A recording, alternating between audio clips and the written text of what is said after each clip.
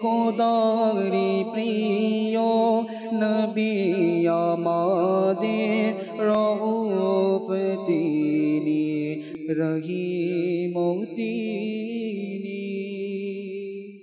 আলহামদুলিল্লাহি রাব্বিল আলামিন ওয়াসসালাতু ওয়াসসালামু আলা সাইয়্যিদিল মুরসালিন আম্মা বা'দ ফাআউযু বিল্লাহি মিনাশ শাইতানির রাজীম বিসমিল্লাহির রহমানির রহিম। আসসালাতু ওয়াসসালামু আলাইকা ইয়া রাসূলাল্লাহ ওয়া আলা আলিকা ওয়া আসহাবিকা ইয়া হাবিবাল্লাহ। আসসালাতু ওয়াসসালামু আলাইকা ইয়া নাবিয়াল্লাহ ওয়া আলা আলিকা ওয়া আসহাবিকা ইয়া নূরাল্লাহ। মাদানী চ্যানেলের দর্শকবৃন্দ, প্রিয় নবী সাল্লাল্লাহু তাআলা আলাইহি ওয়া আলিহি ওয়াসাল্লামের বৈশিষ্ট্য অনুষ্ঠানে আপনাদের সকলকে আবারও জানাই স্বাগতম ও শুভেচ্ছা। এই অনুষ্ঠানে আমরা রাহমাতুল আলামিন প্রিয় নবী সাল্লাল্লাহু আলাইহি ওয়াসাল্লামের সুন্দর সুন্দর বৈশিষ্ট্য নিয়ে আলোচনা করে থাকি। তো ইনশাআল্লাহ আজ্জা ওয়া জাল আজকেও আমরা প্রিয় নবীর একটি সুন্দর বৈশিষ্ট্য নিয়ে আলোচনা শোনার সৌভাগ্য অর্জন করব। তার পূর্বে আসুন আমরা প্রিয় নবীর উপর দুরূদ শরীফ পাঠ করার একটি ফজিলত শোনার সৌভাগ্য অর্জন করি।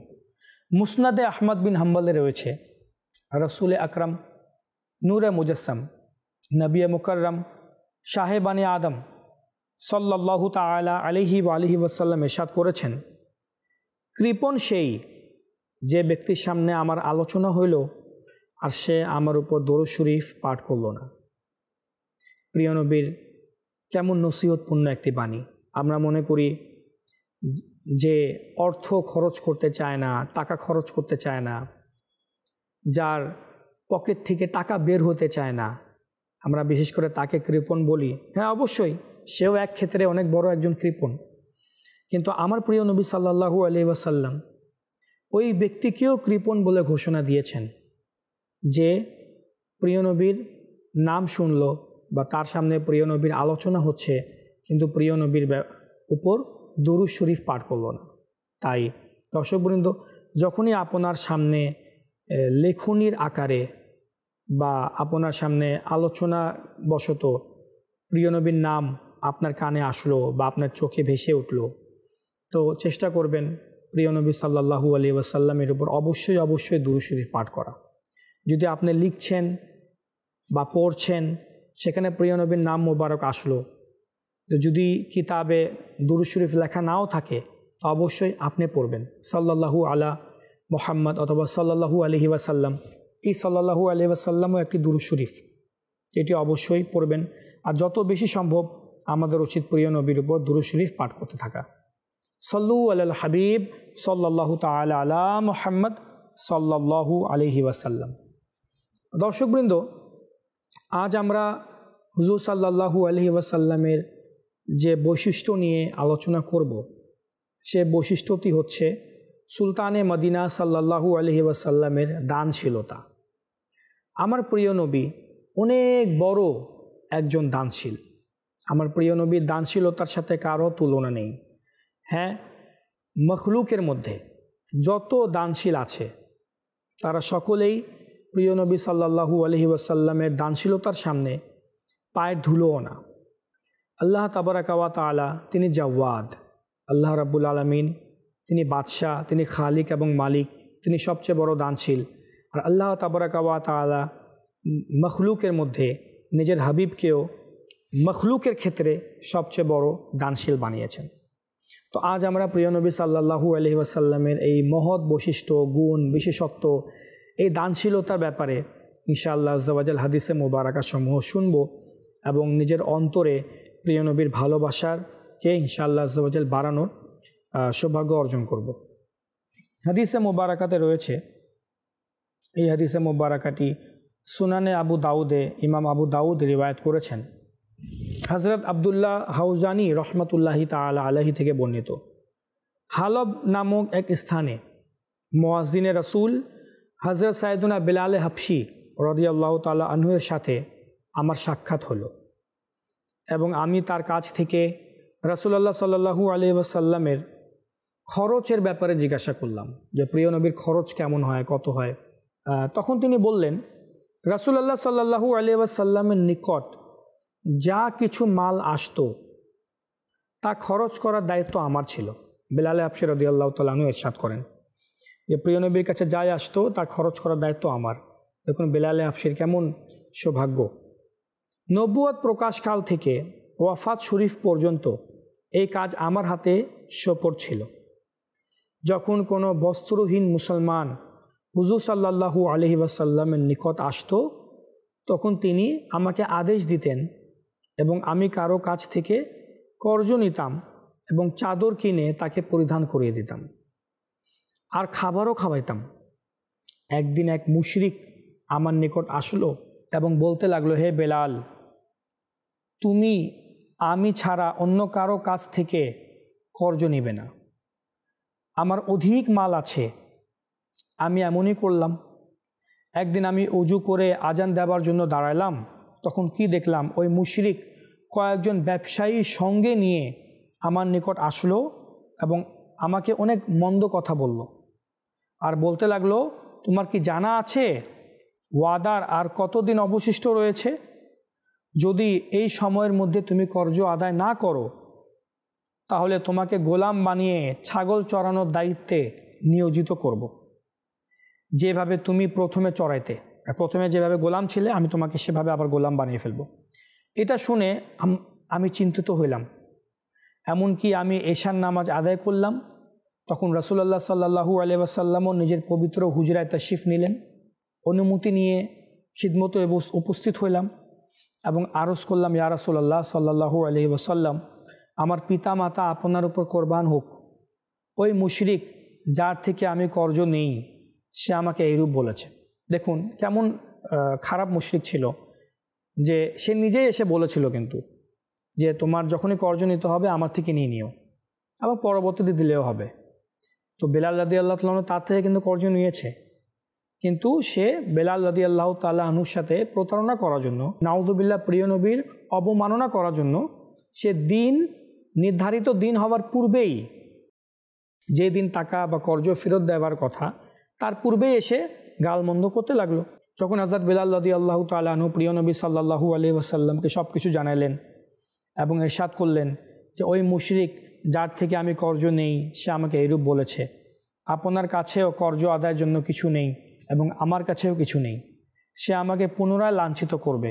আমাকে অনুমতি দিন যেন আমি ওই লোকদের নিকট চলে যাই যারা মুসলমান হয়েছে। এমনকি আল্লাহ তাআলা তার রাসূল সাল্লাল্লাহু আলাইহি ওয়াসাল্লামকে এত মাল দান করুক যার দ্বারা আমার কর্জ আদায় হয়ে যায়। এটা বলে আমি সেখান থেকে বের হয়ে আসলাম। সকালে যাওয়ার উদ্দেশ্যে যখন আমি বাইরে বের হইলাম, হযরত বেলাল রাদিয়াল্লাহু তাআলা আনহু বললেন, যখন আমি বের হইলাম তখন একজন ব্যক্তি দৌড়ে আমার নিকট আসলো এবং বলতে লাগলো, হে বেলাল, রাসূল সাল্লাল্লাহু আলাইহি ওয়াসাল্লাম আপনাকে ডেকেছেন। আমি সেখানে পৌঁছালাম, তখন কি দেখছি, মাল বোঝাই সহ 4টি উট উপস্থিত। আমি ভিতরে আসার অনুমতি চাইলাম, তখন তিনি সাল্লাল্লাহু আলাইহি ওয়াসাল্লাম ইরশাদ করলেন, মোবারক হোক, আল্লাহ তাআলা তোমার কর্জ আদায়ের ব্যবস্থা করে দিলেন। অতঃপর ইরশাদ করলেন, তুমি উট 4টি দেখছো, এই যে 4টি উট? আমি আরজ করলাম, জি হ্যাঁ। তো প্রিয় নবী ইরশাদ করলেন, এই উটগুলো ফদক নামক জায়গায় পাঠিয়েছেন।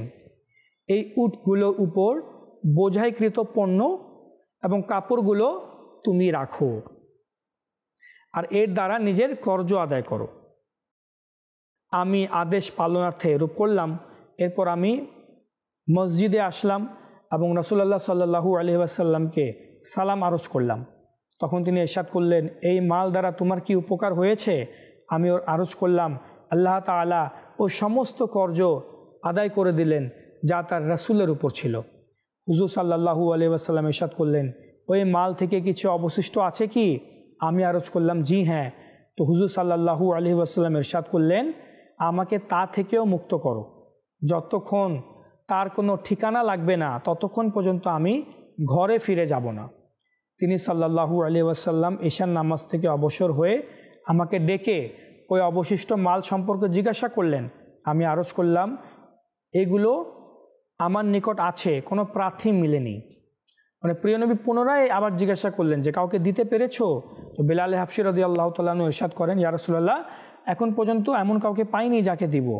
তো নবী করিম রউফুর রহিম সাল্লাল্লাহু আলাইহি ওয়াসাল্লাম রাতে মসজিদে অবস্থান করলেন দ্বিতীয় দিন এশার নামাজের পর আমাকে পুনরায় ডাকলেন, ইয়া রাসূলুল্লাহ সাল্লাল্লাহু আলাইহি ওয়াসাল্লাম, আল্লাহ তাআলা আপনাকে মুক্ত করে দিয়েছেন। হযরত বিলাল হাবশী বলছেন, তা শুনে তিনি তাকবীর অর্থাৎ আল্লাহু আকবার বললেন এবং আল্লাহ তাআলার শুকরিয়া আদায় করলেন। কেননা তিনি সাল্লাল্লাহু আলাইহি ওয়াসাল্লামের ভয় ছিল যাতে এরূপ না হয় যে ভেসাল এসে যায়, প্রিয় নবীর পর্দা হয়ে যায় এবং ওই মাল আমার কাছেই থেকে যায়। তারপর আমি প্রিয় নবী সাল্লাল্লাহু আলাইহি ওয়াসাল্লামের পিছনে চলতে লাগলাম আর তিনি পবিত্র হুজরায় তাশরিফ নিয়ে গেলেন। প্রিয় দর্শকবৃন্দ, সুনানে আবু দাউদ শরীফের এই হাদিসে মুবারাকা আমার প্রিয় নবী সাল্লাল্লাহু আলাইহি ওয়াসাল্লাম কেমন দানশীল ছিলেন তা এই একটি হাদিসে মুবারাকা দ্বারাই বোঝা যাচ্ছে। এই পৃথিবীতে মানুষকে যদি চিনতে হয় তার সাথে থাকতে হয়, তার সাথে লেনদেন করতে হয়, আদান প্রদান করতে হয়। যে মানুষ যার সাথে থাকে কিছুদিন থাকলেই বুঝতে পারে যে মানুষটা কেমন। হযরত বিলাল হাবশী রাদিয়াল্লাহু তাআলা আনহুর সৌভাগ্য যে তিনি রাহমাতুল লিল আলামিন সাইয়্যিদুল মুরসালিন প্রিয় নবী সাল্লাল্লাহু আলাইহি ওয়াসাল্লামের সঙ্গে থাকার সৌভাগ্য অর্জন করেছেন। প্রিয় নবীর একটি মহৎ দায়িত্ব হযরত বিলাল রাদিয়াল্লাহু তাআলা আনহু পালন করেছেন, আর তা হচ্ছে প্রিয় নবীর সম্পদ, প্রিয় নবীর খরচের দায়িত্ব হযরত বিলাল রাদিয়াল্লাহু তাআলা আনহুর ছিল, তা প্রিয় নবী স্বয়ং নিজে দিয়েছেন। আর সেই বিলাল হাবশী রাদিয়াল্লাহু তাআলা আনহু নিজে থেকে ইরশাদ করছেন যে প্রিয় নবী সব কিছু দান করে দিতেন। যখনই প্রিয় নবীর কাছে মাল আসতো তিনি দান করে দিতেন। আমার উপর যখন কর্জ চলে আসে তাও প্রিয় নবী সাল্লাল্লাহু আলাইহি ওয়াসাল্লাম সে কর্জ আদায়ের ব্যবস্থা করে দিলেন। প্রিয় নবীর কাছে যখন 4টি উট এবং আরও অসংখ্য পণ্য জিনিসপত্র আসে প্রিয় নবী হযরত বিলাল হাবশী রাদিয়াল্লাহু তাআলা আনহুকে দিয়ে দিলেন। এমনকি যা কিছু বেঁচে যায় তাও দান করে দেওয়ার জন্য আমার প্রিয় নবী সাল্লাল্লাহু আলাইহি ওয়াসাল্লাম 2 দিন যাবৎ ঘরে তাশরিফ নিয়ে যান নাই, তিনি মসজিদে নববী শরীফেই ছিলেন এবং বিলাল হাবশী রাদিয়াল্লাহু তাআলা আনহুকে বারবার বলতে থাকেন যে আমাকে এর থেকে রেহাই করো, এর থেকে মুক্তি করো, কোনো প্রার্থী মিলেছে তাকে দান করে দাও। এবং 3য় দিন যখন বিলাল হাবশী রাদিয়াল্লাহু তাআলা আনহু এসে সুসংবাদ দিলেন, ইয়া রাসূলুল্লাহ আপনি মুক্ত হয়ে গিয়েছেন, অর্থাৎ আমি কোনো প্রার্থীকে পেয়ে গিয়েছি, কোনো অভাবগ্রস্তকে পেয়ে গিয়েছি এবং তাকে আমি দিয়ে দিয়েছি অবশিষ্ট সম্পদ। তা শুনে প্রিয় নবী আল্লাহু আকবার বললেন, তাকবীর দিলেন, আল্লাহ রাব্বুল আলামিনের শুকরিয়া আদায় করলেন এবং খুশি খুশি নিজের হুজরা শরীফে তাশরিফ নিয়ে গেলেন। এগুলো কেন করলেন প্রিয় নবী? কারণ প্রিয় নবীর মনে ভয় ছিল যে এমন না হয়ে যাক এই সম্পদ থেকে গেল আর এর পূর্বে আমার ইন্তেকাল হয়ে যায়, আমার ভেসাল হয়ে যায়। তো এমন ছিল আমার প্রিয় নবী সাল্লাল্লাহু আলাইহি ওয়াসাল্লামের দানশীলতা। তিনি এইভাবে করে মানুষদের মাঝে নিজের সম্পদকে বন্টন করে দিতেন। যখনই প্রিয় নবীর মাঝে কোনো উপহার আসতো, কোনো সম্পদ আসতো, কেউ কিছু পাঠিয়ে দিত, তো আমার প্রিয় নবী সাল্লাল্লাহু আলাইহি ওয়াসাল্লাম তার সাথে সাথে দান করে দিতেন।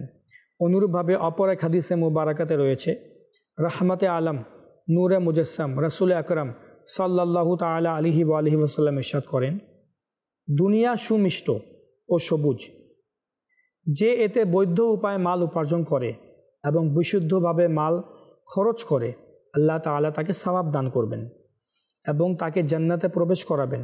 আর যে এতে হারাম উপায়ে মাল উপার্জন করে এবং তা অবৈধ পন্থায় খরচ করে আল্লাহ তাআলা তাকে দারুল হাওয়ান লাঞ্ছনার ঘরে প্রবেশ করাবেন। এই হাদিসে মুবারাকাতে আমাদের সকলের জন্যই অনেক বড় একটি নসিহত বিদ্যমান। যারা ওই সকল বান্দা, ওই সকল মানুষ যারা হালাল উপায়ে উপার্জন করে এবং আল্লাহ তাবারাকা ওয়া তাআলা সন্তুষ্টির জন্য বিশুদ্ধভাবে খরচ করে তাকে সওয়াব দান করা হয়, কিন্তু যে দুনিয়ার ভালোবাসায় এসে কৃপণতা শুরু করে দেয়, হারাম উপায়ে উপার্জন করে এবং হারাম খাতেই খরচ করে, তাকে আল্লাহ তাবারাকা ওয়া তাআলা লাঞ্ছনার ঘরে প্রবেশ করাবেন। এমন বান্দারা যদি আল্লাহ তাবারাকা ওয়া তাআলার রাস্তায় দানও করে, যারা হারাম উপার্জন করে এবং হারাম উপার্জনের দ্বারা আল্লাহর রাস্তায় দান করে বা হজ করে, উমরা করে, তাদের এই হারাম উপার্জন তাদের কোনো কাজে আসবে না। কারণ আল্লাহ রাব্বুল আলামিন পবিত্র এবং আল্লাহ তাবারাকা ওয়া তাআলা পবিত্র ইবাদতকেই পছন্দ করেন।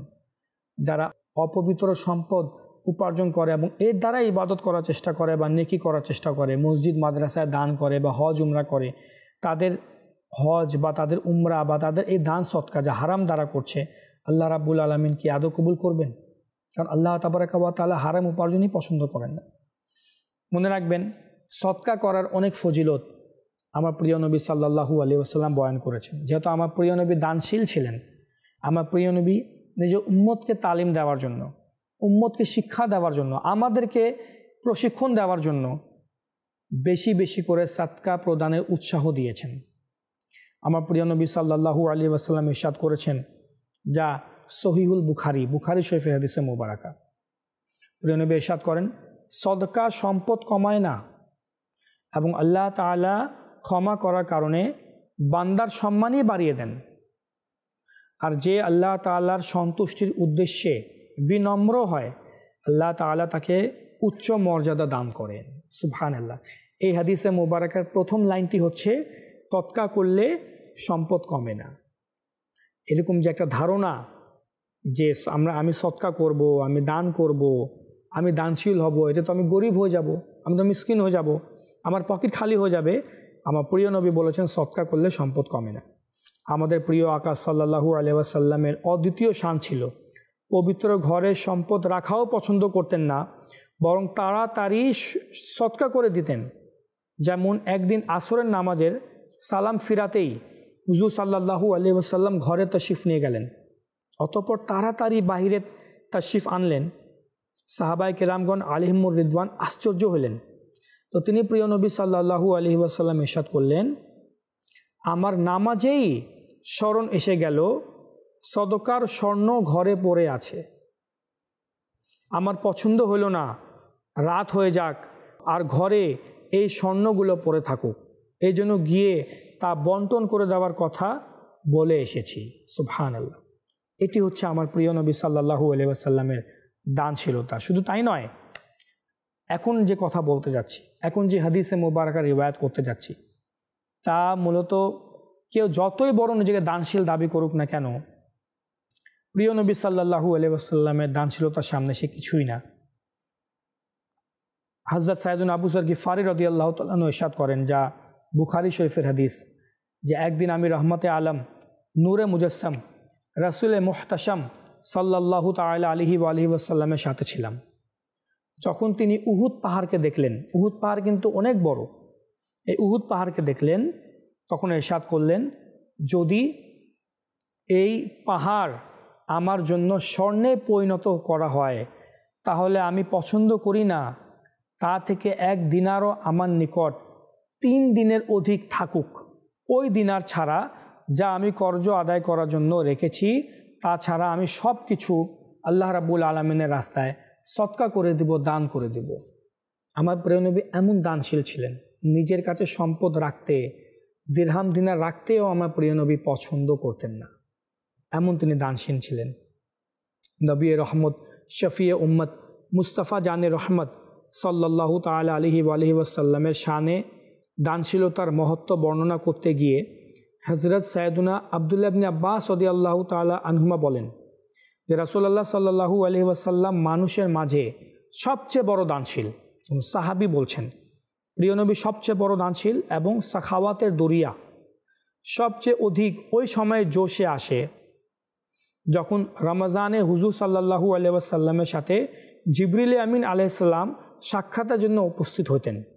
জিবরিল আমিন আলাইহিস সালাম রমজানুল মুবারকের প্রতি রাতে উপস্থিত হতেন এবং রাসূল করিম রউফুর রহিম সাল্লাল্লাহু আলাইহি ওয়াসাল্লাম তার সাথে কোরআনের আজিমের দাওরা পুনরাবৃত্তি করতেন। অতএব রাসূলুল্লাহ সাল্লাল্লাহু আলাইহি ওয়াসাল্লাম প্রচণ্ডভাবে চলাচলকারী বাতাস থেকে অধিক কল্যাণের ব্যাপারে দানশীল ছিলেন। সুবহানাল্লাহ। এই লাস্টের কথাটি যা সাহাবী রসুল হযরত আব্দুল্লাহ ইবনে আব্বাস রাদিয়াল্লাহু তাআলা আনহুমা বয়ান করেছেন, যে বাতাস যেভাবে চলাচল করে তার চেয়ে অধিক বেশি তিনি দানশীল ছিলেন, দানের ব্যাপারে তিনি খেয়াল করতেন। শুধু তাই নয়, হযরত সাইয়েদুনা জাবির বিন আব্দুল্লাহ রাদিয়াল্লাহু তাআলা আনহুমা বলেন, হুজুর পুন্নু সাল্লাল্লাহু তাআলা আলাইহি ওয়া আলিহি ওয়াসাল্লাম কখনো কোনো অভাবীকে উত্তরে লা এর শব্দ বলেননি। আরবিতে লা শব্দের অর্থ হচ্ছে না, মানে কোনো অভাবী, ঋণগ্রস্ত, অসহায়, গরিব, মিসকিন, বিপদগ্রস্ত ব্যক্তি যখন প্রিয় নবী সাল্লাল্লাহু আলাইহি ওয়াসাল্লামের দরবারে তাশরিফ নিয়ে আসতো, তো প্রিয় নবী তাকে কখনো লা বলতেন না। এই না শব্দ প্রিয় নবীর মুখ থেকে, জিহ্বা মোবারক থেকে, নুরানি মুখ থেকে কখনো বেরিয়ে হয় নাই। লা অর্থাৎ না, আমি পারবো না, আমি দিব না, এখন সম্ভব না, কখনো এরকম বলেন নাই। একবার তিনি সাল্লাল্লাহু আলাইহি ওয়াসাল্লামের মোবারক দরবারে 70,000 দিরহাম পেশ করা হলো। এক সম্পদশালী ব্যক্তি, এক সম্পদশালী মুমিন ব্যক্তি 70,000 দিরহাম প্রিয় নবীর দরবারে পেশ করে। তখন হুজুর সাল্লাল্লাহু আলাইহি ওয়াসাল্লাম ওই সব দিরহাম একটি চাটাইয়ে রাখলেন এবং পাশে দাঁড়িয়ে বন্টন করতে লাগলেন। তিনি নিজে দাঁড়িয়ে গেলেন এবং এক এক করে আসতে লাগলো এবং মানুষদেরকে তিনি দিতে লাগলেন। কোনো অভাবীকে, সাহাবী রাসূল বলেন যে প্রিয় নবী কোনো অভাবীকে শূন্য হাতে কখনো ফিরাননি, অবশেষে তা থেকে অবসর হইলেন। যতক্ষণ পর্যন্ত অভাবীকে তার হাতে কিছু দিবেন না ততক্ষণ পর্যন্ত প্রিয় নবী অবসর হতেন না। কোনো সময় এইরকমও হয় যে নবী রহমত শফি উম্মত হুজুর পূর্ণ সাল্লাল্লাহু আলাইহি ওয়াসাল্লাম কারো থেকে কোনো জিনিস কিনতেন, মূল্য আদায়ের পর ওই জিনিস তাকে অথবা অন্য কাউকে দান করে দিতেন। আল্লাহু আকবার! কেমন সুন্দর আমার প্রিয় নবীর দানশীলতা ছিল, মানে শুনলেই অবাক হয়ে যায়। মানে এমন দানশীলতার উদাহরণও দর্শকবৃন্দ এই পৃথিবীতে খুঁজে পাওয়া যাবে না, যে একজন থেকে একটি জিনিস কিনতেন, তার মূল্য পরিশোধ করে দিতেন, আবার ওই জিনিস অন্য কাউকে দান করে দিতেন যে জিনিসটি কিনেছেন। এমন ছিল আমার প্রিয় নবী সাল্লাল্লাহু আলাইহি ওয়াসাল্লামের দানশীলতা। একবার হযরত সাইয়েদুনা জাবের বিন আব্দুল্লাহ রাদিয়াল্লাহু তাআলা আনহুর কাছ থেকে হুজুর সাল্লাল্লাহু আলাইহি ওয়াসাল্লাম একটি উট কিনলেন। অতঃপর ওই উট তাকে হাদিয়া হিসাবে ওই হযরত জাবির রাদিয়াল্লাহু তাআলা আনহুকেই দিয়ে দিলেন। উট কিনলেন, হাদিয়া দিলেন, আবার সেই উটটি জাবির রাদিয়াল্লাহু তাআলা আনহুকে দিয়ে দিলেন। এভাবে আমিরুল মুমিনিন হযরত সাইয়েদুনা ওমর ফারুক আজম রাদিয়াল্লাহু তাআলা আনহুর কাছ থেকে একটি উট কিনলেন। অতঃপর তা হযরত সাইয়েদুনা আব্দুল্লাহ বিন উমর রাদিয়াল্লাহু তাআলা আনহুকে অর্থাৎ উমর রাদিয়াল্লাহু তাআলা আনহুর সন্তানকেই দান করে দিলেন। বাবা থেকে কিনলেন এবং তার সন্তানকে উপহার স্বরূপ দিয়ে দিলেন। এমন ছিলেন আমার প্রিয় নবী সাল্লাল্লাহু আলাইহি ওয়াসাল্লাম। তাই এটি প্রিয় নবীর এমন একটি বৈশিষ্ট্য, এই দানশীলতা, যা আল্লাহ রাব্বুল আলামিন না পূর্বে কাউকে কখনো দিয়েছেন, না পরবর্তীতে কাউকে দিবেন। এটা আমার প্রিয় নবী সাল্লাল্লাহু আলাইহি ওয়াসাল্লামের একটি মহৎ গুণ, বিশেষত্ব, বৈশিষ্ট্য, খাসা বা খাসায়েস। এই জন্যই তো এই দানশীলতাকেও খাসায়েসে মুস্তাফা, প্রিয় নবীর বৈশিষ্ট্যরই অন্তর্ভুক্ত করা হয়েছে। তাই দর্শকবৃন্দ, প্রিয় নবীর এই দানশীলতা আমরা আমাদের মধ্যেও নিয়ে আসি। আমাদের মাঝেও এই দানশীলতা গুণটি বিদ্যমান হওয়া উচিত। যেহেতু আমরা প্রিয় নবীর উম্মতি, তো উম্মতি হিসাবে আমাদেরও উচিত কৃপণতা না করা। গরিবদেরকে, অসহায় মিসকিনদেরকে, যারা বিপদগ্রস্ত, যারা দুঃখী, যারা কষ্টে নিপতিত আছে, বা মসজিদে বা মাদ্রাসায় যেখানে প্রয়োজন দ্বীন ইসলামের জন্য দান করতে থাকা।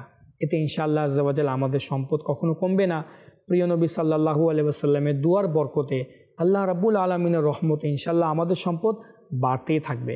আর দান সৎকার অনেক ফজিলত আমার প্রিয় নবী আমাদেরকে উৎসাহ প্রদান করার জন্য বলে গিয়েছেন, যে যারা দান করে, সৎকার করে, তাদের রোজি রিজকে বরকত হয়, তাদের হায়াত বৃদ্ধি পায়, তারা মন্দ মৃত্যু থেকে বেঁচে থাকে, তারা বিপদ আপদ থেকে বেঁচে থাকে।